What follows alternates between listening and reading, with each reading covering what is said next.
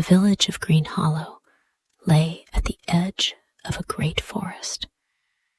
The leaves on the trees turned gold and red every autumn, painting the land in shades of warmth.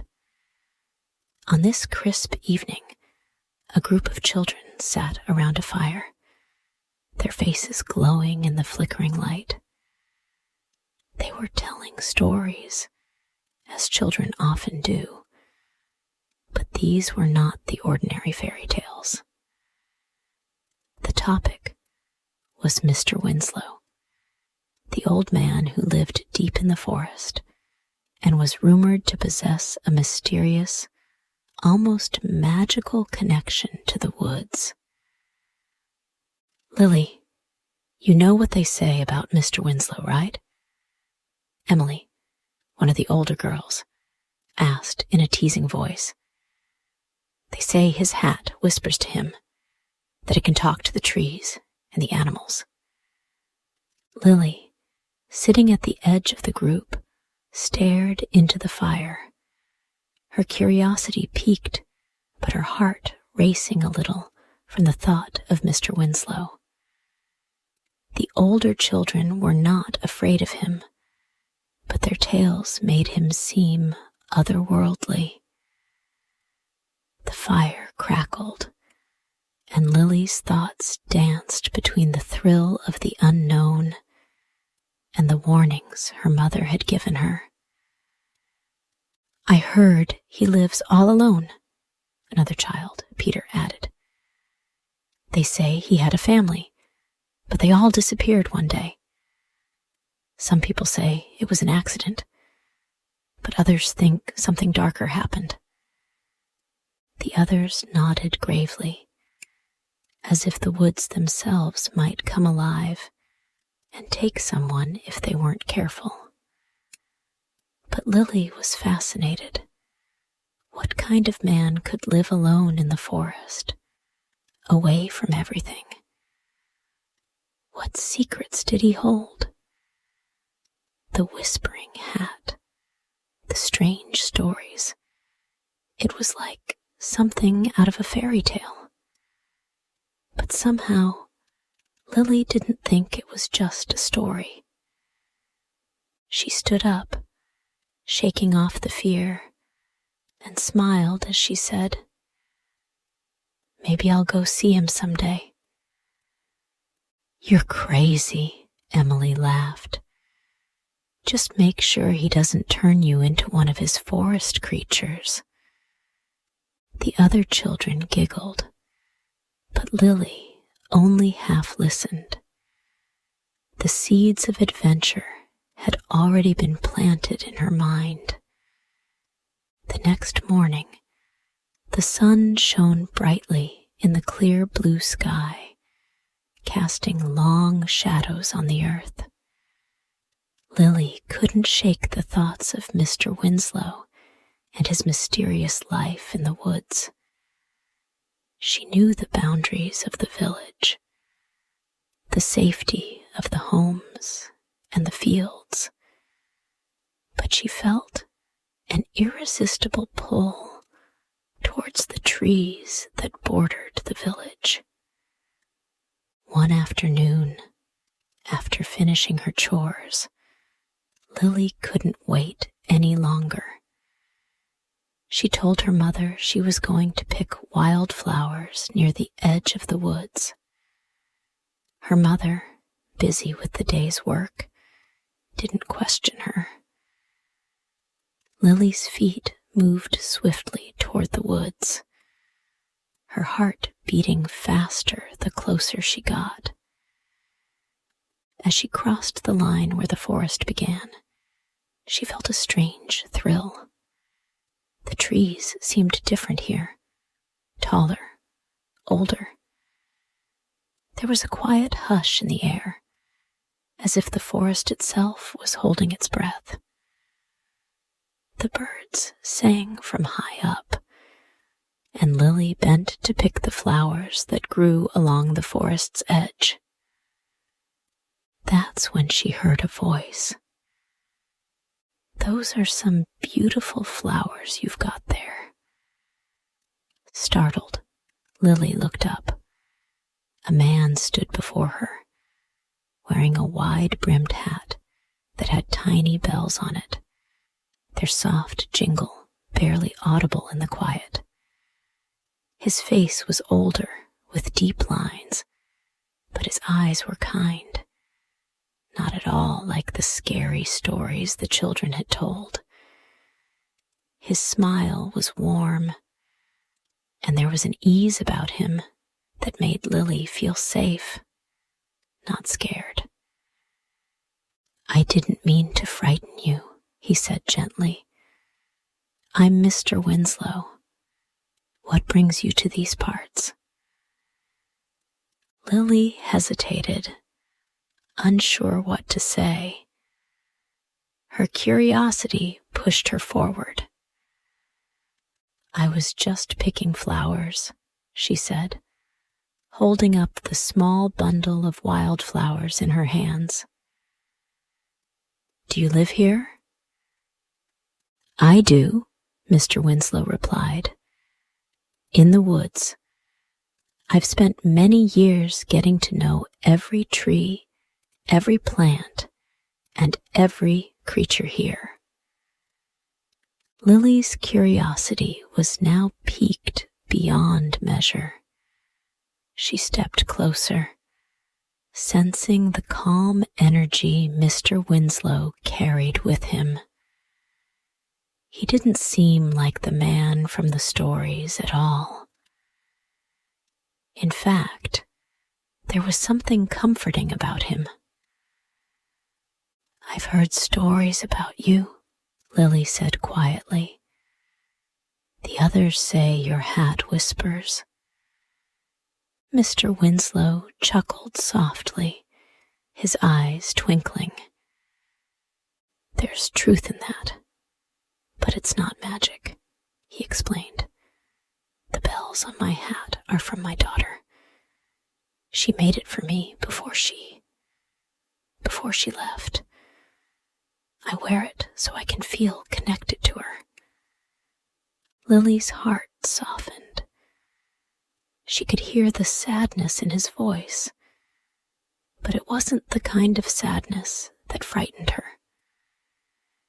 It was a quiet, gentle sorrow.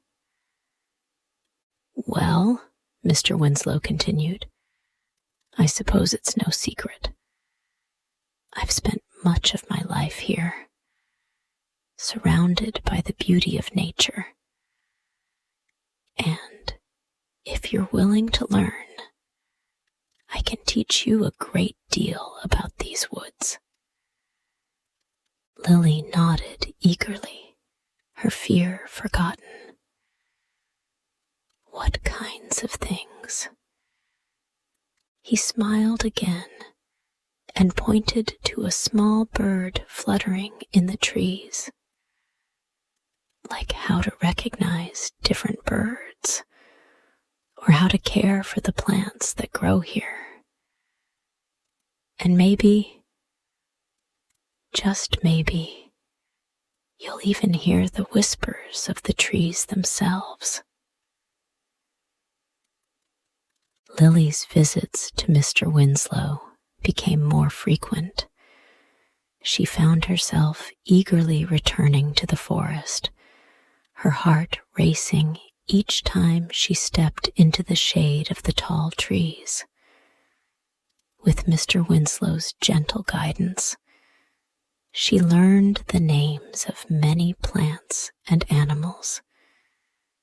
He showed her how to listen to the rustling leaves and understand the language of the birds. Sometimes they would sit in silence, just listening to the sounds of the forest. When Lily returned to the village, however, things were different. The children teased her, saying she had been enchanted by the old man. They whispered that he was not to be trusted, that there was something dark about him. "Did he give you anything?" Emily asked one afternoon. her voice low. "A feather," Lily replied, holding up a small, shiny feather she had found with Mr. Winslow. "See, he's tricked you," Peter said with a scoff. "No one should trust someone like him." But Lily didn't believe them. Every time she was with Mr. Winslow, she felt calm and at ease, as though the stories the other children told were just that. Stories. He had never frightened her. He never spoke in riddles or tried to cast spells. He simply shared his knowledge and his memories. And every time she left, she felt like she had learned something important. At home, Lily's mother grew more concerned. One evening, as Lily sat at the kitchen table, her mother's voice broke the silence. "Lily, I need you to stay away from that man. You don't know what he's really like. The woods are dangerous, and so is he." "But he's kind, Mama," Lily protested. "He's not like the stories." Her mother shook her head. No one should live alone in the forest for so long. "Please, promise me you won't go back." Lily didn't promise. Not really. She couldn't explain why, but something deep inside told her she needed to see more, learn more, and maybe even help Mr. Winslow find peace again. Despite her mother's warnings, Lily continued to visit Mr. Winslow in secret. She would slip out early in the morning or late in the afternoon when her mother was busy, making sure no one saw her leave. Each time, she would feel the familiar thrill in her chest as she walked toward the forest, her steps light and quick. As the days went by, the forest began to feel more like home to her. She would wander deeper into the woods, picking up leaves, watching animals, and listening to the wind rustling through the trees. Mr. Winslow taught her so many things, from the different kinds of mushrooms that grew on the damp soil, to how to tell the age of a tree by counting the rings in its bark. One afternoon, while they were sitting near a small creek, Mr. Winslow handed her a bundle of twigs and flowers, expertly tied together. "Here," he said softly, "I want to show you how to make something special. These are the things that remind me of my daughter. When she was young, she would make these little dolls from the plants in the woods. They remind me of the forest's spirit." Lily watched closely as Mr. Winslow's hands moved gracefully, twisting the twigs into small figures. She followed his movements, her fingers fumbling at first, but she soon grew more confident. When she finished, she looked down at the little doll in her hands. It wasn't perfect, but it was beautiful in its simplicity. "I've never made one before," Lily said, feeling proud of her creation. Mr. Winslow smiled warmly. "You did wonderfully, Lily. Nature teaches us many things, and sometimes the most beautiful things are the ones we make with our own hands." Lily nodded, holding the tiny doll close. It felt like a part of her had connected with the forest in a way that was new and meaningful. As the days passed, Lily became more curious about Mr. Winslow's life. He always seemed to be content in the forest, but there was a sadness behind his calm eyes that Lily couldn't ignore. She wondered what had happened to him and why he had left the village. One afternoon, as they sat near the creek, Lily decided to ask him, "Mr. Winslow, why do you live here alone?" she asked, her voice soft and tentative. Mr. Winslow paused, looking out across the water. For a long moment, he said nothing, and Lily thought maybe he wasn't going to answer. But then he spoke quietly, his voice tinged with a sadness that surprised her. "I wasn't always alone," he began, his eyes distant. "I had a wife and daughter. They were everything to me. But one day, there was an accident, a terrible accident.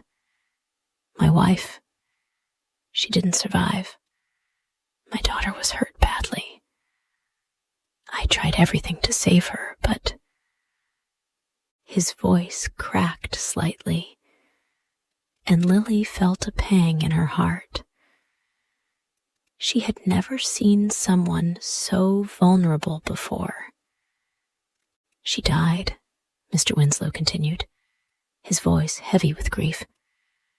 "After that, I couldn't stay in the village. It felt like everything reminded me of them. So I came here, to the woods. Here, I could remember them in peace."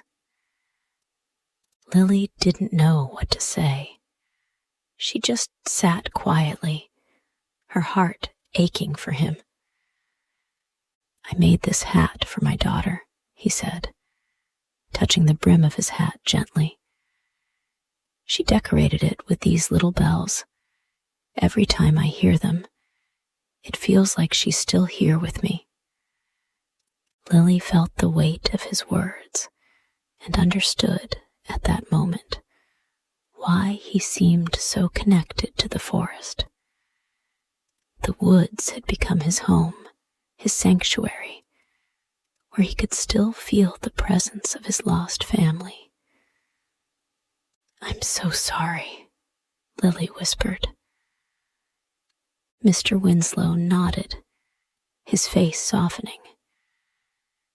"It's been many years, but it still hurts. Sometimes the forest feels like the only place I can truly be myself." Lily didn't know what to say, so she simply reached out and touched his hand gently. Mr. Winslow looked at her, surprised, and for a moment, their eyes met. She saw the kindness and the sorrow in him, and she knew she had made the right choice in becoming his friend. One evening, as the village prepared for bed, a heavy storm began to roll in. Dark clouds gathered above, and the wind howled through the trees, making the villagers uneasy. Lightning flashed, followed by a deep rumble of thunder. The storm was fierce and unpredictable. Lily's mother hurried to secure the house, calling to Lily to come inside. But before Lily could make it to the door, she heard a loud knock at the front gate. When she opened it, she saw a young boy, soaked to the bone, standing on the porch, shivering and pale. "Where did you come from?" Lily's mother asked, alarmed.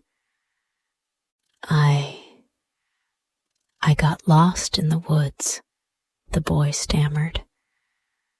"I was gathering firewood, and the storm came out of nowhere. I couldn't find my way back." Lily's mother immediately led the boy inside, wrapping him in a blanket. But something about the boy's story didn't sit right with Lily. She remembered the forest was dangerous in storms, and her heart raced as she thought about the woods, about Mr. Winslow. Without thinking, Lily ran back toward the forest, her heart pounding in her chest. The storm had made everything dark and treacherous, but Lily knew she had to find Mr. Winslow. He was alone in the woods, and who knew what might happen to him in such a storm? She ran faster, her footsteps light but quick on the damp ground. It wasn't long before she heard the sound of someone calling out, "Lily! Lily!" It was Mr. Winslow's voice, and it was followed by the sound of someone struggling in the mud. Lily reached him just in time to see him trying to help a young boy, no older than the one she had seen at her house, who was tangled in the underbrush. "What happened?" Lily asked, her voice filled with concern. Mr. Winslow's face was calm, but his eyes betrayed the worry he felt. "This boy got lost in the storm," he said. "I was trying to find him before the wind got worse." Together, they helped the boy up and made their way back to the village, where Lily's mother and the other villagers waited. The storm raged on, but Lily felt a sense of pride as she looked at Mr. Winslow. He wasn't the frightening man the others had imagined. He was kind and brave, and he had saved this boy from the storm. The villagers were surprised when they saw Mr. Winslow return with the boy, but their expressions began to soften. They had always thought of him as strange, but now they saw him as someone who cared about the safety of others. The next day, word of Mr. Winslow's bravery spread through the village. People who had once avoided him began to look at him differently. They saw him as a protector, not a threat. The villagers decided to invite Mr. Winslow to the upcoming harvest festival, something that had never happened before.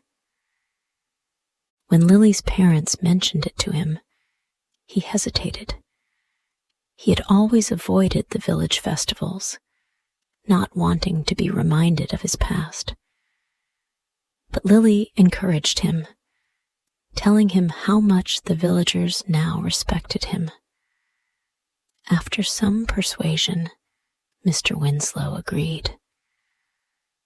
The night of the festival, Mr. Winslow arrived wearing his familiar hat, the bells jingling softly with each step. The children, who had once been afraid of him, were now intrigued, and they gathered around, asking him questions. "What does your hat do?" Emily asked eagerly. Mr. Winslow smiled and gave a small nod, lifting his hat slightly. The bells tinkled softly, almost as if they were whispering. "These bells were made by my daughter," he said. "They carry her spirit, so to speak. Every time they ring, I remember her fondly." The children were fascinated, and they listened closely to the soft, gentle sounds of the bells. For the first time, they weren't scared of Mr. Winslow. They saw him as a kind and wise man who had so much to share. As the evening wore on, Lily watched the villagers interact with Mr. Winslow, and she felt a deep sense of pride. The old man who had once been feared and misunderstood was now part of the village. The seeds of friendship had been planted, and with time, they would grow. As weeks passed, Mr. Winslow became a regular visitor to the village. Lily would often find him sitting by the fire at the village square, sharing stories about the forest with anyone who was willing to listen. The children, who had once feared him, now followed him with curiosity, eager to learn more about the woods and the creatures that lived there. One afternoon, as Lily walked to the village square, she saw Mr. Winslow standing with a group of children, showing them how to make the little dolls from twigs and flowers. His face was lit with a soft smile as he gently instructed them. "Like this," he said, twisting a slender twig into a small figure. "The key is to use the natural flow of the wood. You can't force it." Lily approached, and Mr. Winslow looked up, his eyes bright with joy. "Ah, here's Lily.